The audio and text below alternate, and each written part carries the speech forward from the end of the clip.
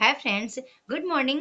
आपको पता है कि हमारा पेपर हो चुका है हिंदी का। तो मैं जो कुछ प्रश्न याद याद थे मुझे 35-40 क्वेश्चन, तो मैं उनको लिख के लाई हूँ। और मैं आपको बताना चाहूँगी कि वो प्रश्न कहाँ कहाँ से थे, क्या प्रश्न आए हुए थे। और इसके बाद पहले तो आप एक पंक्ति सुन लो उन सब के लिए जिनको लगता है कि मेरा पेपर अभी कैसा गया होगा, क्या है, आप मोटिवेट हो रहे हैं कि डिमोटिवेट हो रहे हैं। तो सभी के लिए एक पंक्ति बोलना चाहूंगी कि बढ़ चुकी है जो हालात न रुकने देना। बढ़ चुकी है जो हालात न रुकने देना, करना हर मुश्किल पे आघात न रुकने देना। जब तलक जीत ना हो पक्की तब तलक बढ़ना। जब तलक जीत ना हो पक्की तब तलक बढ़ना। बदलना है सारे हालात न रुकने देना। मिलेगी नेट जेआरएफ की सौगात न रुकने देना। तुम योद्धा हो, तुम योद्धा हो, लड़ो आर पार की लड़ाई है। तुम योद्धा हो, लड़ो आर पार की लड़ाई है। घन अंधेरों से अब उजियार की लड़ाई है। नहीं घबराना मेरे साथी मेरे दोस्त सुनो। नहीं घबराना मेरे साथी मेरे दोस्त सुनो, क्योंकि ये तेरे बच्चे और तेरे परिवार की लड़ाई है। हाँ, है मजबूत, शुरुआत न रुकने देना। हाँ, है मजबूत, शुरुआत न रुकने देना। बदलना है सारे हालात न रुकने देना। ये पंक्ति उन सभी के लिए बोलना चाह रही हूँ जिनको लग रहा है कि नहीं हो पाएगा, नहीं कर पाए हैं, कुछ नहीं बना मुझसे। तो आपने शुरुआत की है, तो फिर से आपको लड़ना होगा और फिर से आपको अच्छा करना होगा। ठीक है, चलिए प्रश्नोत्तरी की ओर चलते हैं। और हमारा पहला प्रश्न था आधे अधूरे से। ठीक है, ओ सॉरी, भारत दुर्दशा से। जितना प्रश्न मुझे याद आ रहा था तो मैंने उसको लिखने का प्रयास किया। और फिर ये टॉपिक था, ठीक है, कि आपको टॉपिक पता है कि इन इन टॉपिक से प्रश्न आते हैं, तो हमें तैयारी किस तरह करनी है। ओवरऑल क्वेश्चन ज्यादा कठिन नहीं था। वो दोनों पेपर मेरे ख्याल से कि प्रथम प्रश्न पत्र पहली बार ऐसा था कि जो मुझे सबसे ज्यादा इजी लगा। यानी जितना बार पेपर दे के आई हूँ ना अभी तक में, 5 बार एग्जाम में, पहली बार छठवीं बार मेरे को पेपर वन, अब पेपर वन से मैं इतना डरती थी कि यार ये कहाँ से पेपर वन फंस जाता है। पर इस बार मुझे बहुत अच्छा लगा पेपर वन करके। पेपर टू आपको पता है कि हिंदी, मैं हिंदी पढ़ा ही रही हूँ तो हिंदी के बारे में भी क्या बोलना है ना। चलिए ठीक है, देख लेते हैं कि भारत दुर्दशा से प्रश्न था, आधे अधूरे नाटक से प्रश्न था। और ये एक ऐसे थे, सब कूट वाले थी, ठीक है, स्टेटमेंट बेस्ड क्वेश्चन थे। आधे अधूरे से प्रश्न था, ये भी कूट में था। मम्मट का एक कथन आया था प्रतिभा के संबंध में। रश्मि रश्मि पंत जी की है उर्वशी। दो और काव्य पंक्तियां थी, जो और कविताएं थी उसमें काव्य पंक्तियां पूछा गया था, वो भी मिलान करने के लिए था। ठीक है, उसने कहा था कहानी से क्वेश्चन था, स्टेटमेंट बेस्ड क्वेश्चन। ठीक है, अधिकतर प्रश्न स्टेटमेंट वाले ही आए हैं फ्रेंड्स। ठीक है, अधिकतर जो प्रश्न हैं वो स्टेटमेंट वाले ही आ रहे हैं।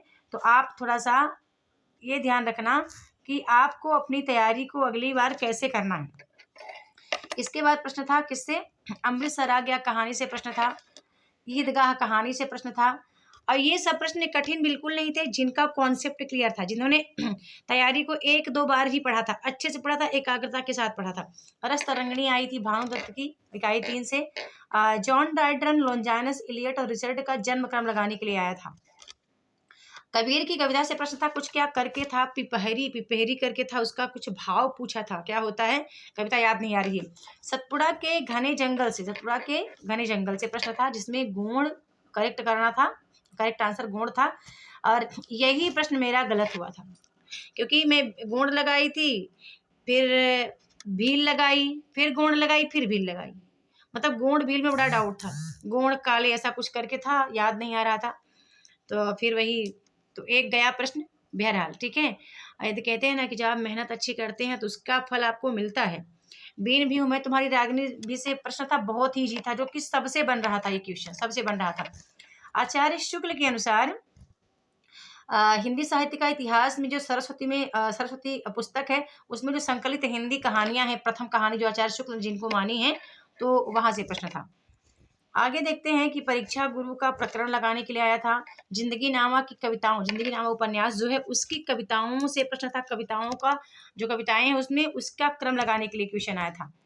मजदूरी और प्रेम निबंध से गुरु नानक का एक कथन आया था, एक कथन था जो आपको लगाना था कि ये किस प्रकरण में या गुरु नानक के किस उपशीर्षक, मजदूरी और प्रेम के किस उपशीर्षक में गुरु नानक का कथन आया हुआ है। मेरे राम का मुकुट भीग रहा है, ऐसे प्रश्न था। परिंदे कहानी से प्रश्न था स्टेटमेंट बेस्ड। असाध्य वीणा से प्रश्न था कविताओं का क्रम लगाने के लिए था। ठीक है, जो असाध्य वीणा की कविताएं हैं उनका क्रम लगाने के लिए आया था। उत्तराधुनिकता से प्रश्न था। बिंब और प्रतीक से प्रश्न था। इसके बाद आचार्य शुक्ल नगेंद्र दुलारे वाजपेयी एक कोई और थे जिनकी रचनाओं का क्रम था इनकी आलोचनात्मक रचनाओं का मिलान करना था, लेकिन कूट में प्रश्न था मिलान करने के लिए, पर नीचे आपको पता है कि आजकल अब तो मिलान भी कूट में ही आ रहा है। ठीक है, जितने भी प्रश्न हैं अधिकतर प्रश्न स्टेटमेंट थे, मतलब कि कम से कम 40 प्रश्न ऐसे थे, 35-40 क्वेश्चन जो कूट में क्वेश्चन थे। और उसमें भी बीच बीच से क्या लगाने के लिए आया था, पंक्तियों का क्रम लगाने के लिए, चाहे वो उपन्यास हो, नाटक हो, कहानी हो, कविता हो, सबका क्रम लगाने के लिए कि पहले कौन सा वाक्य आया, फिर उसके बाद कौन सा आया, फिर उसके बाद कौन सा आया। तो सबसे पहले ऊपर वाला ले लिया, फिर 2-3 ठो बीच वाले का वाक्य उठा लिया, फिर एक दो वाक्य सबसे लास्ट वाले का उठा लिया। ठीक है, तो इस तरह से प्रश्न था। राम कुमार वर्मा की कविताएं छांटना था, तो बहुत इजी था, बहुत अच्छा था ये। और क्योंकि एक आपको किसकी सतरंगिनी जो कि बच्चन जी की कविता आप निकाल देते तो आप राम कुमार वर्मा की कविताओं को पकड़ पा रहे थे। झूठा सच उपन्यास से क्वेश्चन था। धरती धन अपना से मिलान करने के लिए था भैया ये जस्सो जस्सो प्रीतो लच्छो, पता नहीं कौन कौन थे। तो ये तो मेरे को डिफिकल्ट था ही जी, लेकिन उस टाइम पे मुझे ये मेरे माइंड में ये नहीं आ रहे थे सभी कि किसका किसके साथ कनेक्टिविटी है, ठीक है, कौन किसकी माँ बेटी है, कौन मतलब प्रेमी प्रेयसी है करके। तो फिर तो ये तो मेरा माइनस में चला गया एक ये क्वेश्चन भी। ठीक है, आगे देखते हैं कि मिलान करने के लिए तमस उपन्यास से क्वेश्चन था। इसके बाद कानों में कंगना, परिंदे, राही, एक और कोई कविता थी जिसका मिलान करने के लिए था। ठीक है, इनके कुछ कथन आए थे कानों में कंगना से, परिंदे से, राही से, और इनको भी मिलान करने के लिए था। अरस्तु का अनुकरण प्रश्न आया था, स्थापना और तर्क वाला प्रश्न था। इसके बाद लेखकों का क्रम आया था, जहाँ पे कौन थे, आचार्य शुक्ल थे, सरदार पूर्ण सिंह थे, और विवेकी राय थे, कुबेर नाथ राय थे, कोई एक और थे। तो ये इजी था, सभी के लिए इजी था, जो भी थोड़ा बहुत जिसको पता था कि आचार्य शुक्ल पहले आते हैं फिर सरदार पूर्ण सिंह आते हैं, तो वैसे भी इसको उन सब ने करेक्ट किया होगा। इसके बाद मोचीराम नक्सलवाड़ी एकार दर्शन कविता का संकलन आया था, तो सभी ये सबके लिए आसान था। अंजू दीदी नाटक से प्रश्न आया था, ये भी आपके लिए आसान था, अंजू दीदी नाटक। पत्रकारिता से प्रश्न था, जो कि मेरे संज्ञान में नहीं था पत्रकारिता, क्योंकि जितना भी मैं पढ़ के जाती हूँ भारतीय युग, द्विवेदी युग, छायावादी पत्रिका, इसके बाद में समकालीन पत्रिका को पढ़ती हूँ, तो ये थोड़ा सा मेरे लिए कठिन था। ठीक है, रामधारी से दिनकर की कविताओं का क्रम पूछा गया था। इसके बाद रीडिंग कॉम्प्रिहेंशन भैया बहुत इजी था, बहुत ज्यादा इजी। 15 के 15 क्वेश्चन, ईश्वर ने ऐसी कृपा बरसाई वहां पे कि 15 के 15 रीडिंग कॉम्प्रिहेंशन। पहली बार मेरा सही था, हर बार 13-14 ऐसा 12 होता था, लेकिन इस बार 15 के 15, क्योंकि जो नारी जागरण पे था पेपर 1 का, वो इतना कमाल का था नारियों के लिए कि उसको जो भी भाव में पढ़ रहा होगा पूरी उसी भाव से, मतलब साहित्य, हिंदी साहित्य को अपने अपने में समाहित करके पढ़ना पड़ता है ना। साहित्य ऐसी विधा है कि जब जब हम इसको अपने जीवन में उतार लेते हैं तो ये आपके लिए आसान लगने लगती है। चाहे कोई भी कविता आप पढ़ो ना, आप चाहे दिनकर जी की कविता पढ़ो, चाहे आप महादेवी जी की कविता पढ़ो, किसी की भी पढ़ लो, थोड़ा सा उसको अपने जीवन में ढालने का प्रयास करो कि ऐसा तो चल चल रहा है हमारे जीवन में या किसी अन्य के जीवन में, तो वो चीजें आपको समझने में आसान लगती है। तो वो नारी जागरण पे था, जो कि बहुत ही कमाल का था। दूसरा जो दो हिंदी साहित्य में आए थे जो आरसी, वो भी बहुत कमाल के थे। पहला आरसी हिंदी पर ही पूछा गया था कि हिंदी साहित्य को बोलने वाले, समझने वाले, या मतलब कितने प्रतिशत लोग अभी हैं, कौन कौन हिंदी हैं जो नहीं बोलते हैं, तो हिंदी हमारे किस तरह से आगे बढ़ रही है कि पीछे जा रही है करके, ऐसा था। तो बहुत ही कमाल का था, ये सबसे बना होगा ऐसा मैं उम्मीद करती हूँ। चंद्रगुप्त नाटक का अंक पूछा गया था कि चतुर्थ अंक कौन सा है, तो 11, 10, 9, 14 और 14 जो था उसको राइट आंसर था। चंद्रगुप्त नाटक का अंक पूछा गया था। संस्कृति और सौंदर्य निबंध से प्रश्न था। अरे यायावर रहेगा याद से प्रश्न, ये सभी कूट में आए थे प्रश्न, ये शीर्षक है जहां से प्रश्न बने हैं। ठीक है, एक साहित्यिक की डायरी से प्रश्न था, ये भी शीर्षक ही है। ठीक है, तो इस तरह से, क्योंकि कूट वाले प्रश्नों का जल्दी से आप एग्जैक्ट कूट तैयार नहीं कर सकते हैं। ठीक है, लेकिन वो टाइटल मुझे याद थे, और टाइटल मुझे कल तो मुझे पूरा का पूरा कम से कम 70 प्रश्न का टाइटल याद था, पर मैं बस में थी तो बस में मैं उसको कलेक्ट नहीं कर पाई। आज मैं सुबह जब जगह तो मैंने कहा एक बार मैं इसको कलेक्ट कर लेती हूँ कौन कौन से हैं, जितने याद आ रहे थे तो मैंने उसको यहाँ पे कलेक्ट किया। और मैंने इसलिए दिखाया आपको कि जो अब दूसरी बार एग्जाम देंगे, ठीक है, जो दूसरी बार एग्जाम देना चाहते हैं उनके लिए चीजें आसान हो गई हैं कि अब आपको कैसे पढ़ना है। पहली बात तो मेरा एडवाइस करूंगी, ठीक है, या तो आप तो बहुत ज्यादा निपुण हैं, बहुत ज्यादा आपके पास टाइम मिल रहा है, टाइम देना पड़ेगा, क्योंकि नेट का एग्जाम समय मांगता है। समय किस लिए मांगता है? अब ऐसा नहीं है कि केवल आप प्रीवियस ईयर क्वेश्चन पढ़ के एग्जाम निकालेंगे, बिल्कुल नहीं निकाल पाएंगे, क्योंकि वहां से मुश्किल से 3 4 5 6 प्रश्न थे जो कि पीवाईक्यू के आए थे, बाकी सभी प्रश्न थे, भले वो टाइटल वही हो, भले टाइटल वही हो, लेकिन क्वेश्चन नया आएगा। जैसे कि जो इस बार जिंदगी नामा का प्रश्न आ गया ना, वो नहीं आएगा, जिंदगी नामा से फिर अलग नया प्रश्न आएगा। जैसे कि जो आधे अधूरे से प्रश्न आ गया ना, अब ये पहली बार था कि जब भारत दुर्दशा का जो सन था वो संवत में पूछा गया था, ठीक है, संवत में बताना था आपको।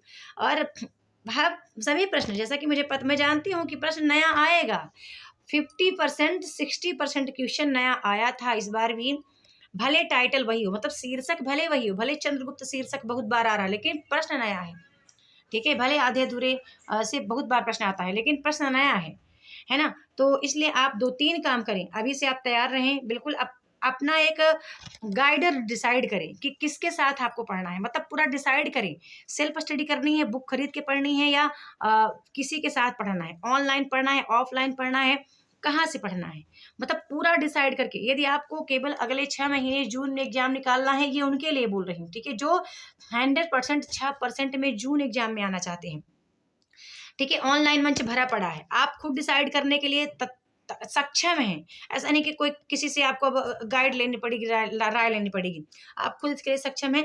जहाँ पे बढ़िया अच्छे से आपको सपोर्ट मिल रहा है, अच्छा कंटेंट मिल रहा है, और जो आपको कंटेंट बहुत अच्छा दे रहा है, साथ में आपको सपोर्ट भी दे रहा है, पता चले कि आप किसी चीज़ के लिए परेशान हैं, आपने 3 दिन कॉल घुमाया, वहाँ से रिप्लाई नहीं आया, कोई प्रश्न आपके मन में डाउट है और वहाँ से फीडबैक नहीं आ रहा है, तो कहते हैं ना कि वो कम्युनिकेशन पूरा नहीं हो पा रहा है।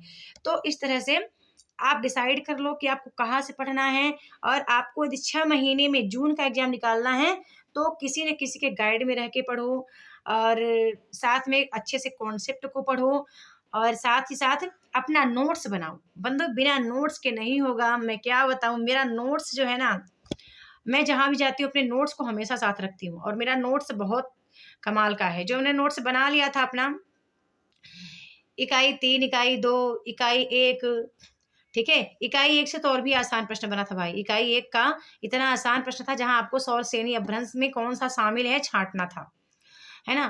तो इस तरह से आप अपना नोट्स बना के पढ़ो, और कहीं ना कहीं आप किसी के सानिध्य में रह के पढ़ो, यदि आपको टाइम कम मिलता है तो, क्योंकि टाइम वहाँ पे चीज़ें आपको सेलेक्टेड मिलेगी, नोट्स बनाओ, अपना नोट्स वहाँ से लेकर के मूल चीज़ों को पढ़ा दिया जाता है, तो उसका उसका निचोड़ एक सारांश आप बना के रखो अपने पास, लास्ट टाइम वही काम आता है। क्योंकि मैंने 2 2 3 3 बार नोट्स बनाया और वो नोट्स मेरे बहुत काम आया, ठीक है, मेरा नोट्स मेरे बहुत काम आता है। लास्ट टाइम मेरे मुझे कुछ भी सुझाव नहीं देता कि लास्ट में रिवीजन के लिए मैं क्या पढ़ूंगी, तो मैं अपना नोट्स लेके पढ़ लेती हूँ, और सारी चीज़ें एकदम तरोताज़ा हो जाती हैं जब अपना नोट्स पढ़ लेते हैं, ठीक है।